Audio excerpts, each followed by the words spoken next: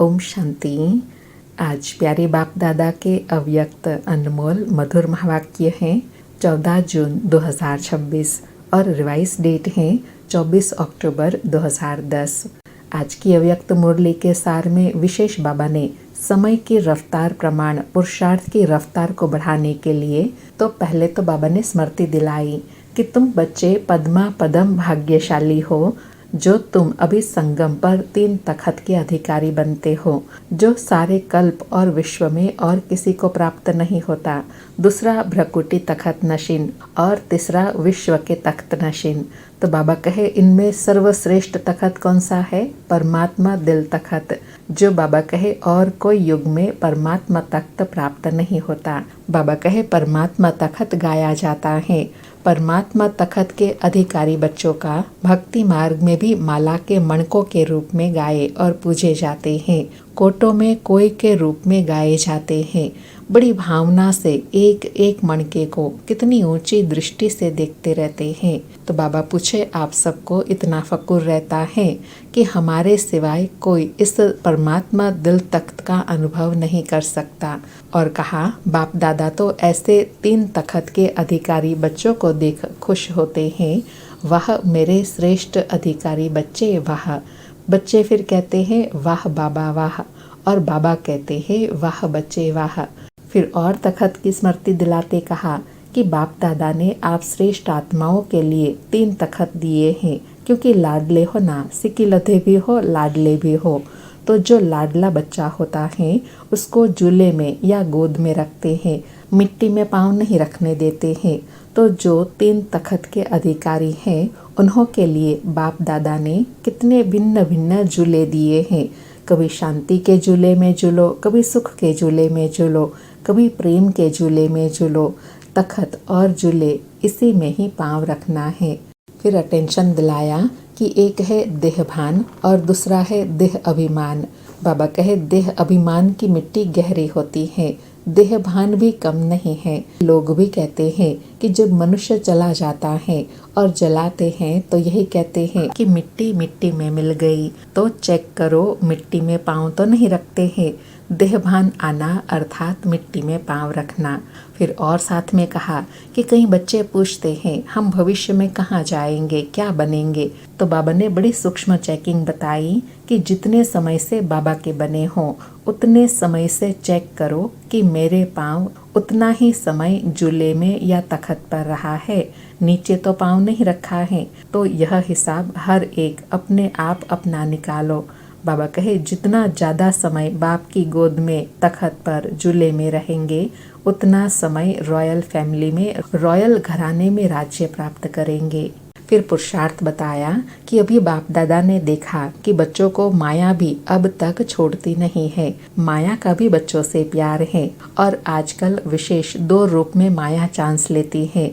एक है व्यर्थ संकल्प, दूसरा कहीं कहीं कभी कभी यह भी लहर है जो मैंने किया व सोचा मैं ही राइट हूँ, मैं कम नहीं हूँ, यह लहर फैल रही है। तो बाबा ने व्यर्थ संकल्प और देह अभिमान से मुक्त होने की विधि बताई कि यह व्यर्थ संकल्प टाइम वेस्ट करते हैं। इसलिए बाप दादा रोज की मुरली मनन करने के लिए, सेवा करने के लिए होमवर्क में रोज देते हैं। अगर मनन करो या मनन करते करते मगन हो जाओ तो यह रोज का होमवर्क मन को बिजी करने का साधन है। सुनना और मनन करना या मगन हो जाना, यह बाप दादा रोज का होमवर्क इसलिए देते हैं कि व्यर्थ से बचे रहे और देह अभिमान से भी बचे रहे। तो बाबा कहे अभी बाबा होमवर्क दे रहे हैं, मनसा का भी, वाणी का भी, कर्म का भी और दिव्यता का भी। और लास्ट में कहा कि आगे चलकर ऐसे सर्कमस्टेंसेस आएंगे जो आपको सेकंड में फुल स्टॉप लगाना पड़ेगा। उस समय क्वेश्चन मार्क, आश्चर्य मार्क को ठीक करने लगो, इतना समय नहीं मिलेगा। सेकंड में फुल स्टॉप की आवश्यकता होगी। इसका अभ्यास काफी समय का पहले का चाहिए, तब समय पर विजय बन सकेंगे, हलचल में भी अचल रह सकेंगे। बाबा कहे स्वभाव संस्कार के भी पेपर आएंगे। इन सब में बहुत काल का जब अभ्यास होगा तब विजय बनेंगे। सुनते हैं प्यारे अव्यक्त बाप दादा के अनमोल मधुर महावाक्य। अच्छा, चारों ओर के हिम्मते बच्चे मददे बाप मीठे मीठे बच्चों को बाप दादा याद प्यार दे रहे हैं। और इस वर्ष कोई न कोई अपने प्रति या सेवा प्रति या विश्व के आत्माओं प्रति कोई न कोई ऐसा प्लान बनाओ जो सेवा का बल और फल सर्व आत्माओं को प्राप्त हो जाए। चारों ओर के बच्चों को बाप दादा का विशेष दिल का याद और प्यार स्वीकार हो। ऐसे ज्ञान रत्नों से संपन्न बनाने वाले प्यारे बाप दादा को याद प्यार गुड मॉर्निंग और नमस्ते बाबा नमस्ते। आज प्यारे बाबा का वरदान है, साधारणता द्वारा महानता को प्रसिद्ध करने वाले सिंपल और सैंपल भव। साधारणता द्वारा महानता को प्रसिद्ध करने वाले सिंपल और सैंपल भव। स्पष्टीकरण है, जैसे कोई सिंपल चीज अगर स्वच्छ होती है तो अपने तरफ आकर्षित करती है, ऐसे मनसा के संकल्पों में, संबंध में, व्यवहार में, रहन सहन में जो सिंपल और स्वच्छ रहते हैं वह सिंपल बन सर्व को अपनी तरफ स्वतः आकर्षित करते हैं। सिंपल अर्थात साधारण। साधारणता से ही महानता प्रसिद्ध होती है। जो साधारण अर्थात सिंपल नहीं वह प्रॉब्लम स्वरूप बन जाते हैं। आज बाबा ने सिंपल और सैंपल बनने से प्राप्ति बताई कि ऐसी आत्मा सहज ही सर्व को आकर्षित करती है। सिंपल और सैंपल अर्थात एकदम स्वच्छ निर्छल, ऐसी साधारण सिंपल आत्माएं महान प्रसिद्ध होती है। आज का स्लोगन है, दिल से कहो मेरा बाबा तो माया की बेहोशी से बंद आंखें खुल जाएंगी। दिल से कहो मेरा बाबा तो माया की बेहोशी से बंद आंखें खुल जाएंगी। आज के अव्यक्त इशारे हैं, सदा हर्षित रहने के लिए अपनी नेचर को सरल बनाओ, सहनशील बनो। आज नेचर को सरल बनाने के लिए कहा कि अभी अभी आवाज से परे।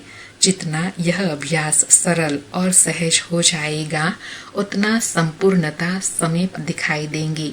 संपूर्ण स्टेज की निशानी है, उनका पुरुषार्थ सरल होगा। याद की यात्रा, सर्विस दोनों ही सहज पुरुषार्थ में आ जाते हैं। जब दोनों में सरल सहज अनुभव हो तब समझो संपूर्णता की अवस्था प्राप्त होने वाली है। अर्थात याद की यात्रा और सर्विस दोनों में सहज पुरुषार्थ का अनुभव होगा। जब यह अनुभूति हो तो समझो संपूर्णता के नजदीक है। अच्छा, ओम शांति। फिर से प्यारे बाप दादा को अव्यक्त पालना के लिए शुक्रिया बाबा, शुक्रिया।